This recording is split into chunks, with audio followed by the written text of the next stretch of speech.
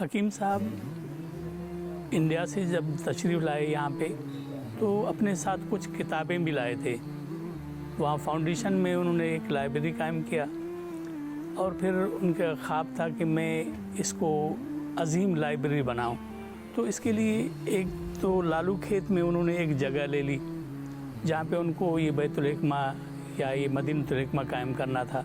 پھر فرما رہے تھے کہ میں ایک دفعہ عمرے کے لیے گیا، بیت اللہ کے سامنے مجھے خواب میں آیا کہ میں بیت الحکمہ بنا لوں.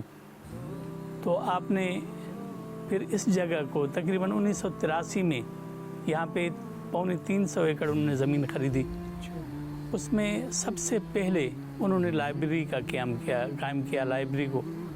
اور ان کا پروگرام تھا کہ یہاں پہ میں 5 لاکھ کتابیں جمع کروں گا. تو آپ نے دیکھا ہوگا سامنے وہ نقشہ ہے جو انہوں نے جو فریم بنایا ہوا ہے کہ اس سے اوپر بھی 4 منزلیں بننی ہیں. تو حکیم صاحب ہر ممکن کوشش کر رہے تھے کہ کہیں نہ کہیں سے کتابیں لاؤں. پھر حکیم صاحب جس بھی جگہ جاتے تھے تو ان کو تحفے میں کتاب ہی دی جاتی تھی. تو آپ نے دیکھا 1700 مخطوطات انہوں نے کہیں سے گفٹ لیا، کہیں سے لائبریریز خریدے، جیسے وزیر الحسن آبدی کی لائبریری خریدی یا کوٹڑی سے لائبریری خرید لیا، یا اس طرح آپ اگر ترکستان گئے، ہر ملک جاتے تھے وہاں سے وہ کتاب ہی لاتے تھے. پھر ان کے ذوق کو دیکھ کر علاقے کے لوگ انہوں نے دیکھا حکیم صاحب کتابوں کو سنبھالتے ہیں تو انہوں نے بھی اپنے کلیکشن ان کو مطلب دے دیے. تو بہت سارے کلیکشن آپ نے دیکھے ہوں گے کہ لوگوں کے ہمارے پاس موجود ہیں. یہاں تک کہ ڈاکٹر خالد اسحاق نے بھی پروگرام بنایا تھا کہ اپنی لائبریری یونیورسٹی کو دی جائے، لیکن ان کی وفات کے بعد پھر لائبریری کہیں اور چلی گئی، لاہور چلی گئی یا کہیں. تو حکیم صاحب کو مخطوطات سے خصوصاً ذوق تھا. اس کے لیے اگر جتنا بھی دینا چاہے یعنی پیسے کی ضرورت پڑتی تو وہ پیسہ خرچہ کر کے لائبریری کو مطلب اور بڑھانا چاہتے تھے. لیکن بدقسمتی سے حکیم صاحب کی شہادت کے بعد یہ لائبریری مخطوطات کا سلسلہ وہیں رک گیا. ابھی چل رہا ہے الحمدللہ، لیکن وہ ذوق وہ حکیم صاحب والا ابھی نظر نہیں آ رہا. بہرحال لائبریری میں اب بھی تقریباً 3.5 لاکھ کے قریب کتابیں موجود ہیں. یہ ان کا ذوق تھا اور ان کا شوق تھا. تو یہ انہوں نے بیت الحکمہ ان کا نام رکھا. بغداد میں جو بیت الحکمہ تھا اسی اعتبار سے، اسی طرح بیت الحکمہ بہت سارے بنے تھے لیکن بغداد والے بیت الحکمہ مشہور ہے.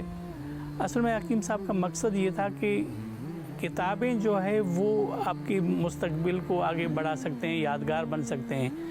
بہت ساری شخصیتیں دنیا میں آئی گئیں لیکن ان کا تذکرہ نہیں ہے. لائبریری کی وجہ سے حکیم صاحب اب بھی ہمارے پاس زندہ ہیں اور یہ سلسلہ ان کا حیات یعنی قیامت تک بھی چل سکتا ہے انشاءاللہ. تو آپ نے دیکھا کہ لائبریری میں مخطوطات بھی اور دیگر کتابیں بھی اور ان پر جو ان کا رکھنے کا سلیقہ طریقہ. ہمارے پاس جو کتابیں آتی ہیں، فرض کیجئے میں مخطوطات کی بات کر رہا ہوں تو مخطوطہ شناسی بھی ایک فن ہے.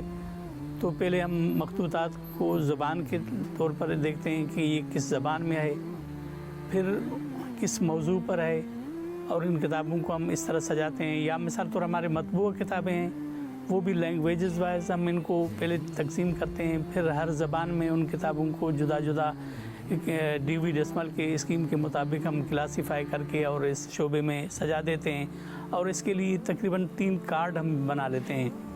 اس میں ایک عنوان کارڈ ہوتا ہے، ایک مصنف کارڈ ہوتا ہے اور ایک شیلف کارڈ ہوتا ہے، جس کے ذریعے ہم کتاب کو آسانی سے حاصل کر سکتے ہیں. اور HEC کی جو ریکوائرمنٹ ہے جی وہ بھی پوری ہو رہی ہے. مطلب یہ ایک یونیورسٹی کی بھی لائبریری ہے نا؟ جی یونیورسٹی کی لائبریری بھی ہے. ایک تو حکیم صاحب کا ویژن تھا، وہ ایک پہلو ہے، اور ایک پہلو یہ ہے کہ یونیورسٹی باقاعدہ HEC جو چاہتی ہے کہ اس میں ایک ریکوائرڈ جو لائبریری ہوتی ہے اس کی، جی وہ بھی ایک پہلو ہے. اس کے بارے میں تھوڑا بتائیے. ہماری لائبریری حکومت سے باقاعدہ اپروو شدہ ایک HEC کی ریکوائرمنٹ کو پورا کرنے والی ایک الگ وہ بھی پہلو دیکھا جا رہا ہے. بہرحال جو لائبریریز کے رول ہیں تقریباً ہم اس کو پورا کرنے کی کوشش کرتے ہیں. جیسے آج کل ہماری کوشش یہ ہے کہ اپنے اس لائبریری کو ہم کوہا پر لے جائیں تاکہ عام سے عام لوگ اس سے استفادہ کر سکیں. تو اس سے پہلے ہم یہ جو CMS میں اپنے کتابوں کو انٹری کرتے تھے، ابھی کوہا کے لیے ہم گامزن ہیں کہ اس سے زیادہ لوگ استفادہ کر سکیں. اور میرے خیال میں ہم نے لائبریری میں ایسی کوئی کسر نہیں چھوڑی ہے جو HEC کی ریکوائرمنٹ ہو. تو ہم ہر ممکن کوشش کرتے ہیں کہ اس لائبریری کو اور ہم مزید ترقی دے سکیں اور اس میں کتاب کے حصول یا کتاب سے استفادے کی سہولیات ہم لوگوں کو میسر کر سکیں.